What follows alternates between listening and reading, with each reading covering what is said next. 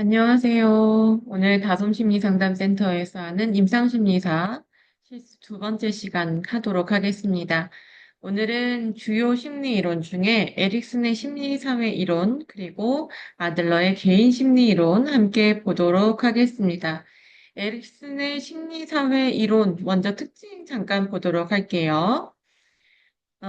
에릭슨은 인간이라고 하는 사람들은 전생에 걸쳐서 인간이 발달하고 변화를 끊임없이 경험한다라고 이야기합니다. 그리고 끊임없이 발달과 변화를 거쳐야 성숙한 인간으로서 살아갈 수 있다라고 이야기하죠.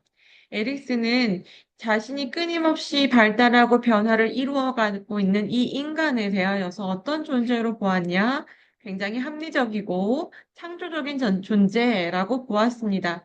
우리 지난 시간에 함께 봤던 그 프로이드와는 조금 다르죠. 프로이드는 무의식적인 그런 영역에 의해서 인간의 행동이나 생각들이 굉장히 많은 영향을 받는다라고 이야기했는데, 그래서 그 무의식과 의식, 그리고 전의식, 이 가운데에서 의식을 강화시켜야 한다라고 이야기를 했었죠. 그런데 오늘 에릭슨은 인간이라고 하는 존재 자체가 굉장히 합리적이고 창조적이기 때문에 어떤 무의식에 의해서 휘둘리는 것이 아니라 스스로 자기의 인생을 창조해 나갈 수 있다라는 것을 강조하였습니다. 그리고 그런 의미에서 인간의 행동은 의식 수준에 있는 자아에 의해서 동기화되고 행동을 바꿔나갈 수 있다라는 것이죠. 그리고 조금 더 나아가면 4번에 있는 것처럼 인간의 행동은 개인의 심리적인 것과 그리고 그가 살고 있는 사회 문화적인 영향에 의해서 행동은 움직여지고 결정된다라고 이야기합니다. 그러니까 인간은 그가 살아가고 있는 사회적인 현상을 무시할 수 없고 그 영향을 받으면서 살아간다라는 것이죠.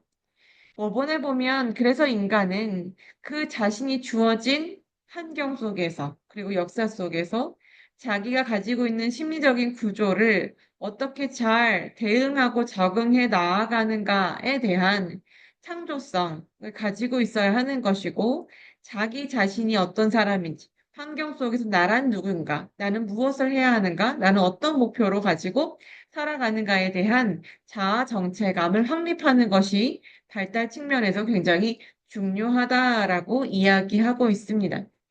그래서 이 에릭슨이라고 하는 사람은 정신분석과는 달리 인간에 대해서 굉장히 정상적인 측면에서 접근하고 있거든요.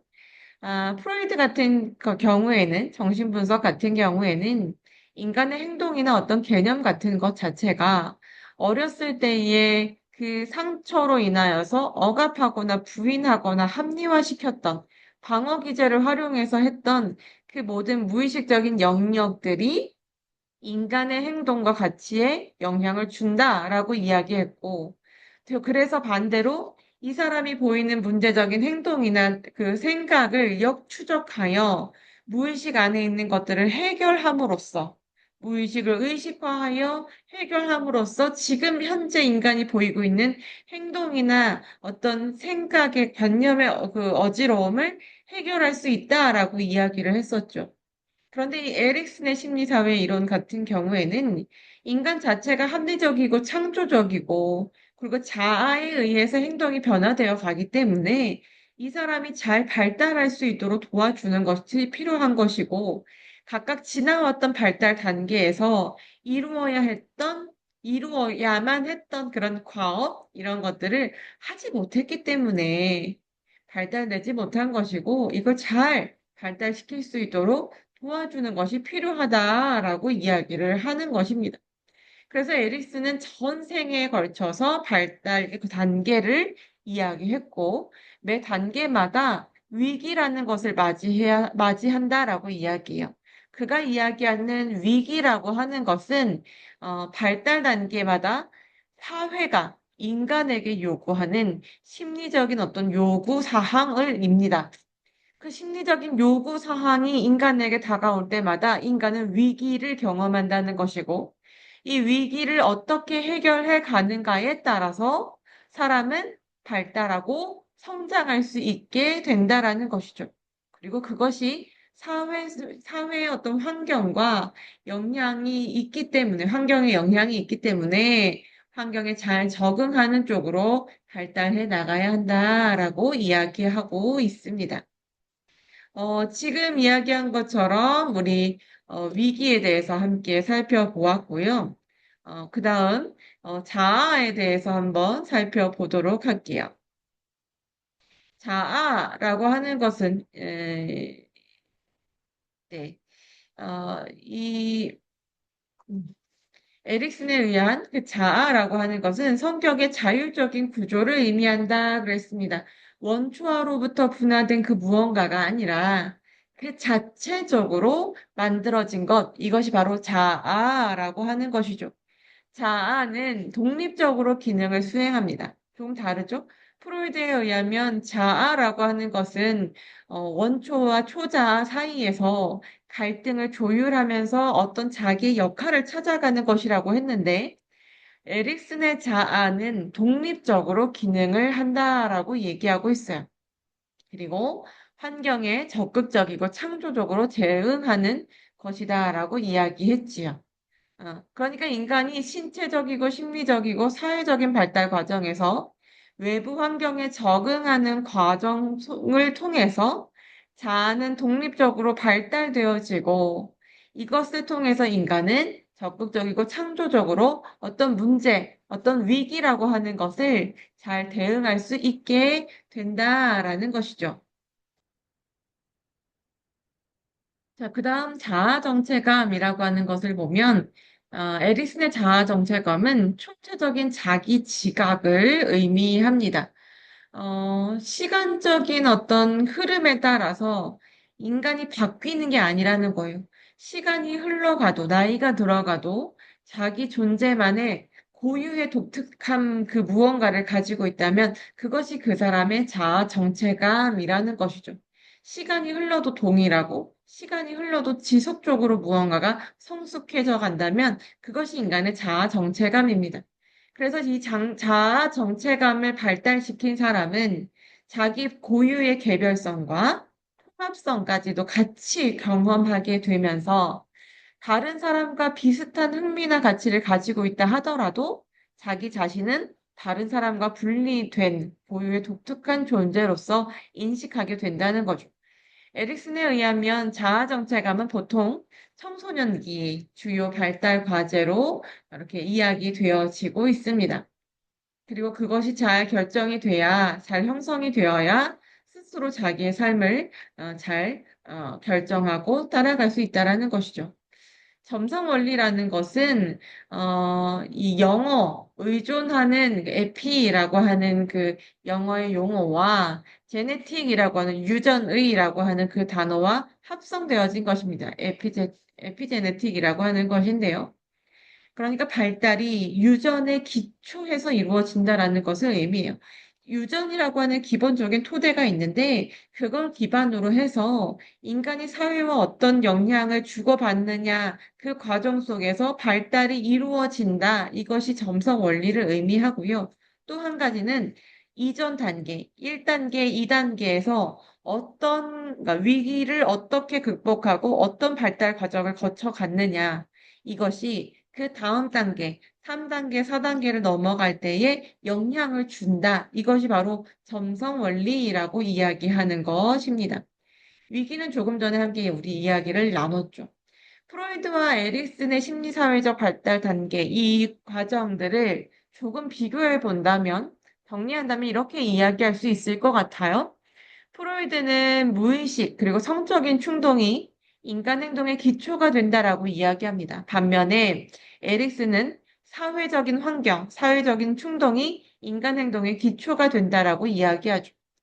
또 프로이드는 인간 행동은 그저 개인의 심리적 요인에 의해서 결정된다라고 이야기한 반면, 에릭스는 심리사회적인 환경 속에서 그 사회의 그 영향에 상호작용하면서 인간 행동이 결정된다라고 이야기합니다.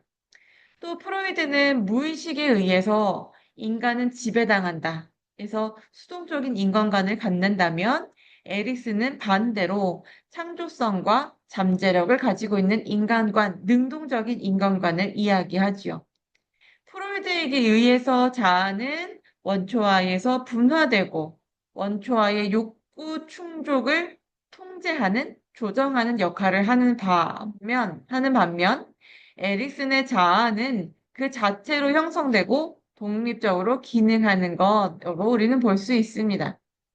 프로이드는 만 5세 전에 아동기의 초기 경험에 의해서 성격이 결정되기 때문에 부모의 역량이 굉장히 중요하다라고 이야기한 반면, 에릭스는 그 역할도 중요하지만, 스스로 자아 통제력, 그리고 사회적인 지지, 이런 환경에 의해서 이 전생에 따라 발달이 결정이 되니 부모의 영향도 크지만 자기 자신 그리고 환경의 영향도 굉장히 크다라고 이야기합니다.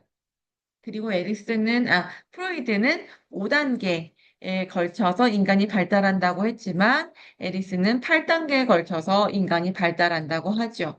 그 발달 단계를 보면, 첫 단계, 18개월까지, 태어나면서 18개월까지를 유아기라고 이야기하는데, 이때는 이 위기를 어떻게 극복하느냐에 따라서, 환경과 사회에 대한, 사건에 대한 신뢰감을 얻느냐, 아니면 불신감을 얻느냐라는 것이 판가름 난다라는 거예요. 그리고 미래에 대해서 희망적인 관점을 갖게 되느냐, 아니면 공포 속에서, 두려움 속에서 살아가게 되느냐가 결정이 되는데, 그 결정하는 발달 과업, 에릭슨이 이야기하는 위기가 뭐냐면, 어머니와 애착을 형성하는가 아닌가입니다. 어머니와 애착을 잘 형성한다면, 신뢰감, 환경과 사건, 자신의 인생에 대해서 신뢰감, 그리고 희망을 갖게 되지만, 반대로 어머니에 대해서 애착을 잘 형성하지 못한다라고 한다면, 이 세상에 대해서 불신감을 갖고 공포감을 갖게 된다라는 것이죠. 그 다음 두 번째, 2단계는 초기 아동기 단계입니다. 18개월부터 3세 정도까지를 이야기하고 프로이드의 학문기에 적용되어지기도 하죠. 이 시기에는 발달 과업이라고 하면 배변 훈련입니다. 배변 훈련을 얼마나 잘 하느냐에 따라서 이 아이들은 자기 스스로 뭔가 할 수 있다라고 하는 자율성 그리고 의지력을 갖고 살아갈 수 있는 반면 그렇지 못한 경우에는 수치심, 나는 이거밖에 못해라고 한 자기 수치심, 그리고 자기 자신에 대한 의심을 갖게 된다라는 것이죠. 바람직한 결과에서의 자기 통제감과 자기 효능감이 있는데요. 자기 통제감, 내가 스스로 욕구를 통제할 수 있는 능력을 의미하는 거고요. 자기 효능감은 뭐냐면, 내가 이 영역에서 이 일을 할 수 있어. 나는 이런 필요성이 있는 존재야 라는 것을 느끼는 것을 의미하게 됩니다. 그러니까 3세까지도 굉장히 중요한 발달 과업을 해야 한다라는 것을 알 수 있겠죠. 3단계는 학령 전기 3세에서 5세. 이 프로이드에 의하면 남근기에 해당되는 곳인데요. 발달 과업은 뭐냐면 목적 지향적 그리고 방향성을 획득한다라고 이야기했습니다. 프로이드 같은 경우는 아버지와 어머니를 보면서 자기 성 역할을 획득한다. 그 가운데 오이디푸스 콤플렉스, 일렉트로 컴플렉스를 경험하게 된다. 뭐 이런 이야기를 했는데 에릭스는 그것은 이야기하지 않고 목적 지향적이다. 혹은 방향성, 자기 삶의 주도성을 갖게 되느냐, 아니냐를 본다라고 이야기하는 것이죠. 스스로 뭔가 할 수 있는 주도성. 그리고 뭔가 예를 들어 장난감에 내가 공을 넣을 거야. 넣으면, 이 공을 넣으면서 뭔가 나오면서 내가 다른 뭐 도미노를 넘어뜨리게 할 거야. 이런 식으로 생각하면서 무언가를 해 나갈 수 있는 힘을 찾는 것인데, 여기 발달 과업이 제대로 이루어지지 않는다면, 나는 이것밖에 못해. 나는 아무것도 할 수 없어. 목적 의식을 상실하게 되고, 자기 자신에 대한, 그리고 자기가 하지 못함에 대한 죄의식까지도 갖게 된다라고 이야기합니다. 그래서 자기 자신을 지나치게 처벌하려고 하는 그런 영향을 보이기도 하지요. 4단계는 학령기입니다. 초등학교를 다니면서 사회 그리고 신체적, 학업적인 기술을 발달시키게 되죠. 그 모든 것들을 발달시키게 되면서 자기 스스로 능력이 있다라는 것을 알아차리게 되고 그리고 하나하나 성취하면 할수록 뭔가 더 근면하고 성실하게 무언가 임할 수 있는 이 능력들을 획득하게 됩니다. 그래서 근면성, 자기 자신에 대한 능력감을 획득하는 것인데 반대로 이걸 하지 못하면 아, 나는 이것밖에 못해. 저 친구들에 비해 나는 이렇게 못해라고 하는 열등감을 갖게 되고 자기 자신에 대한 무능력감, 심지어 좌절감까지도 갖게 됩니다. 5단계는 청소년기입니다. 자아 정체감을 획득해야 하는 것이죠. 그런데 자기의 다양한 역할 속에서 이 자아 정체감을 획득하지 못하면 정체감 혼란 혹은 정체감 혼미를 하게 되어지고요. 여기에서 성실성을 갖느냐 혹은 불확실성을 갖느냐가 판가름 나게 됩니다. 자기 자신에 대하여서도 난 도대체 누군지 모르겠어 라고 하는 불확실성을 갖게 되고요. 자기 인생관이나 가치관을 확립하는 데 있어서도 불안정함을 경험하게 되죠. 6단계에는 사랑이냐 우정이냐 이런 모든 것들을 다 함께 경험할 수 있는 친밀한 유대감을 형성하는 것이 굉장히 중요합니다.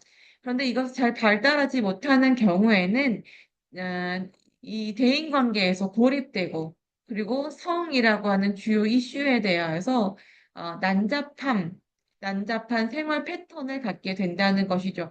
책임과 존중이 무시되는 그런 성적인 욕구만을 충족하려고 하는 그런 사랑을 하게 된다는 것입니다. 그런데 이 친밀감이나 이 사랑을 이렇게, 그러니까 애정 관계를 잘 형성하게 된다면 오히려 다른 사람들을 존중하고 자기가 더 봉사하고 사랑할 수 있는 능력을 갖게 된다는 것이죠. 7단계는 성인기로서 65세까지의 사람들을 의미합니다. 발달과업은 가족, 직업, 그리고 사회에 대해서 자기 인생의 목표를 하나하나 차근차근 수행해 나아가는 것을 의미하지요. 자기중심적인 사고에서 벗어나서 다른 사람들을 향한 책임감까지도 같이 갖게 된다면 자기 일을 함에 있어서 생산성도 갖게 되고 다른 사람을 책임지는 그런 배려심을 갖게 되기도 합니다. 그런데 이것을 하지 못하게 된다면 자기 자신의 어떤 능력까지도 잃어버리기 때문에 경제적인 것이든 신체적인 것이든 침체의 위기까지 가게 되어지고, 그리고 다른 사람을 배려하지 못하여서 이기주의, 자기중심적인 사람이 되어버리고 만다. 마지막으로 8단계는 노년기 65세부터 죽음에 이르기까지의 단계를 의미하는데요. 중요한 사회관계가 확장되죠. 인류와 민족까지 나아가게 됩니다.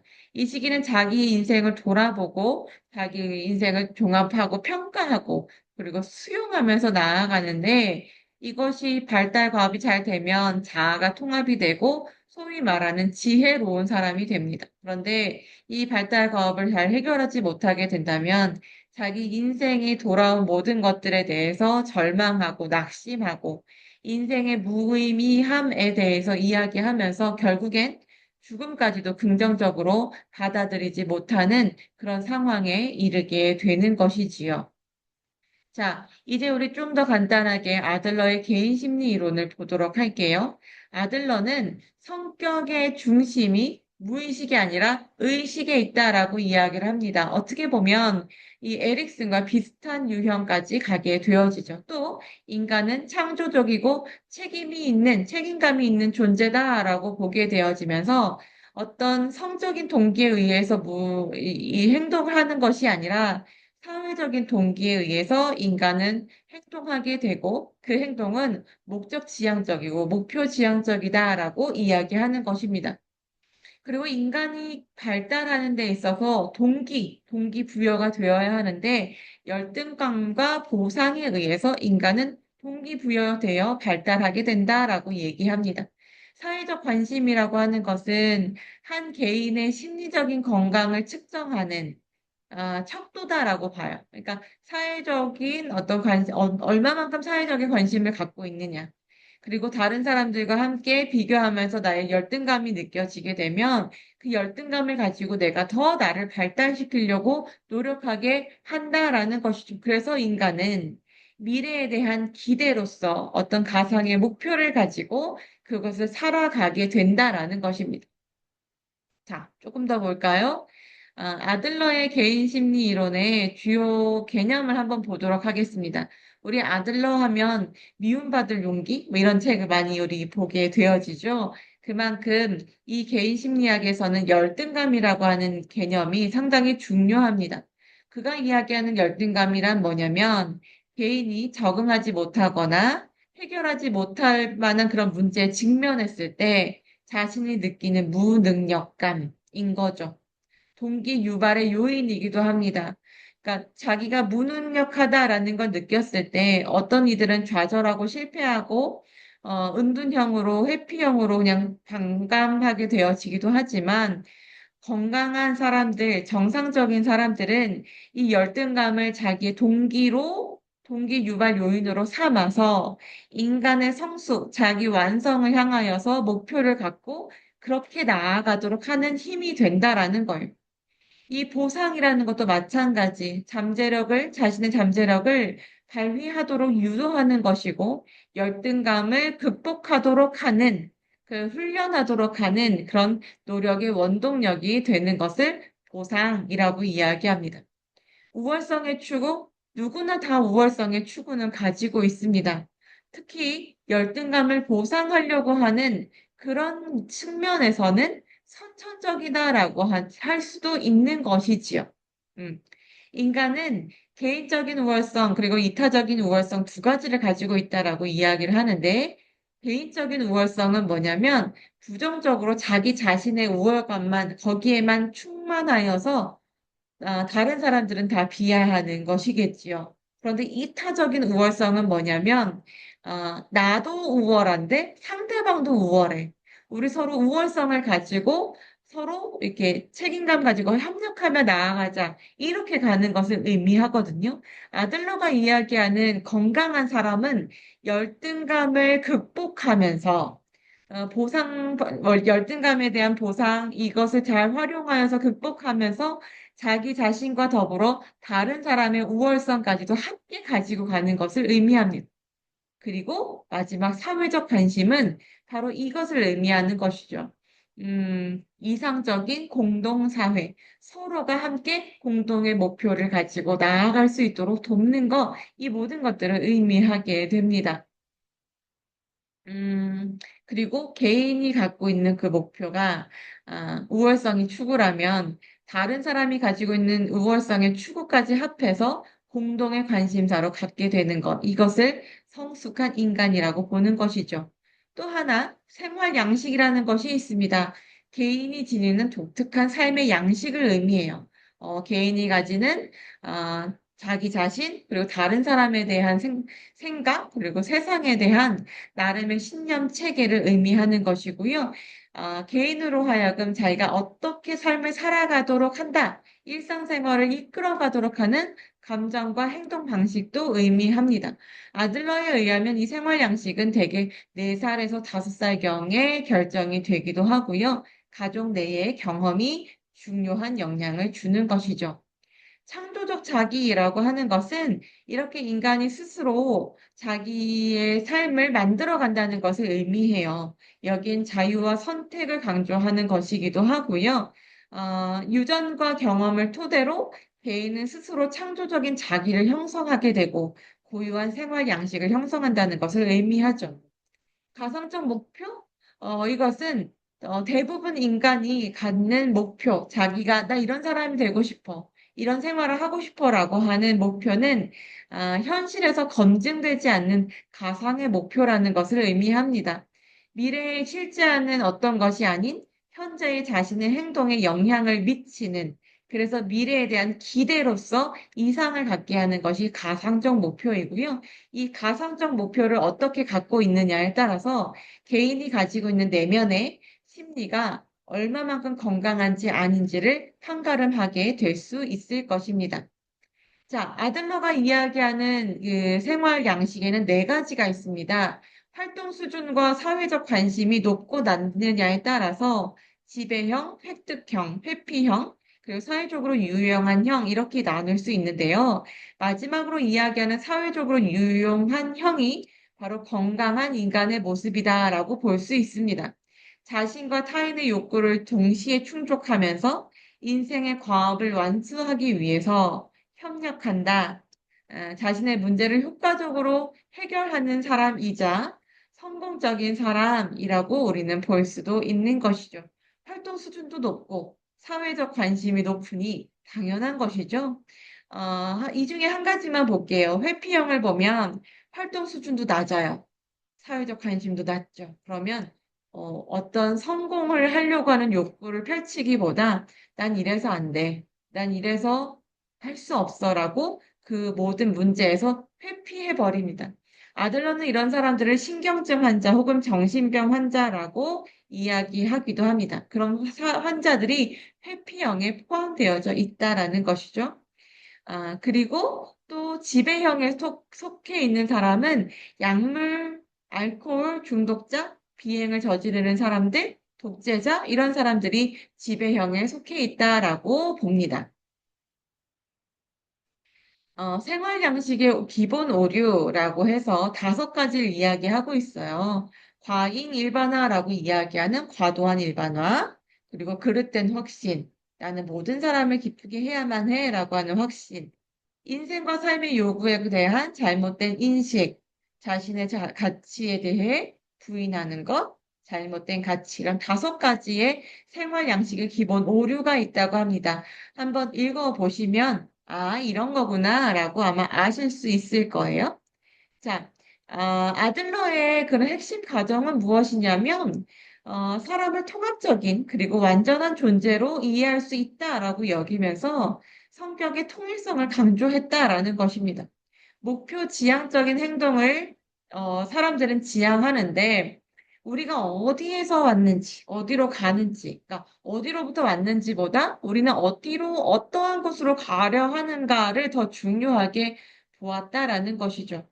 그리고 인간을 자신의 삶의 창조자이자 피조물이라고 보았어요. 그러니까 아들러는 사람들이 선택한 목표에 대해서 표현하고 그 목표를 향해서 움직이고 이 모든 두 가지 표현하고 움직이는 이 모든 것들을 포함하는 특별한 삶의 방식을 인간은 발달시킨다라는 것입니다. 그래서 과거의 어렸을 때 경험에 묵혀서 내가 지금의 행동을 보이는 것이 아니라 스스로 우리의 삶을 창조해 나간다라고 본다라는 것이죠. 네, 지금 프로이트와 아들러를 잠깐 비교해서 조금 설명을 해드릴게요.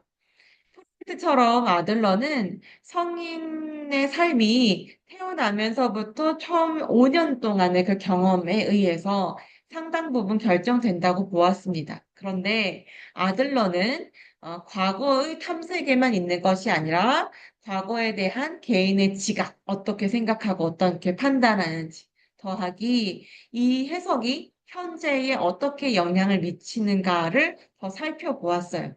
프로이드는 인간이 성적인 충동에 의해서 동기화된다라고 보았지만 아들러는 주로 사회적인 충동, 내가 이렇게 살고 싶어요라고 하는 것에 의해서 행동과 가치가 동기화된다라고 보기도 하였고요. 그래서 아들러는 리비도를 강조한 프로이드와는 달리 인간이 선택할 수 있고 책임, 그리고 삶의 의미와 성공, 그리고 완벽에 대한 욕구를 가지고 있다라는 것을 더 강조합니다. 프로이드는 인간의 비합리적이고 무의식적인 본능에 의해서 지배를 받는 존재로 보았죠. 그런데 아들러는 인간을 합리적이고 자기 스스로 결정하고 계획을 세울 수 있는 목표 지향적인 행동을 할 수 있는 사람이라고 보았습니다. 프로이드는 인간을 무의식의 지배를 받는 무기력한 존재로 보았지만 아들러는 아들러는 창조적인 존재로 바라보았지요. 자, 지금까지 여러분들 간단하지만 우리 짧게나마 아들러와 우리 에릭슨의 심리사회 발달 이론을 함께 보았습니다. 이제 여러분들 기출문제 한번 풀어보시면서 이분들의 어떤 문제들이 어떻게 나오는지 한번 보시고요. 우리 다음에 또 다시 강의를 이어가도록 할게요. 여러분들 고생 많으셨습니다. 감사합니다.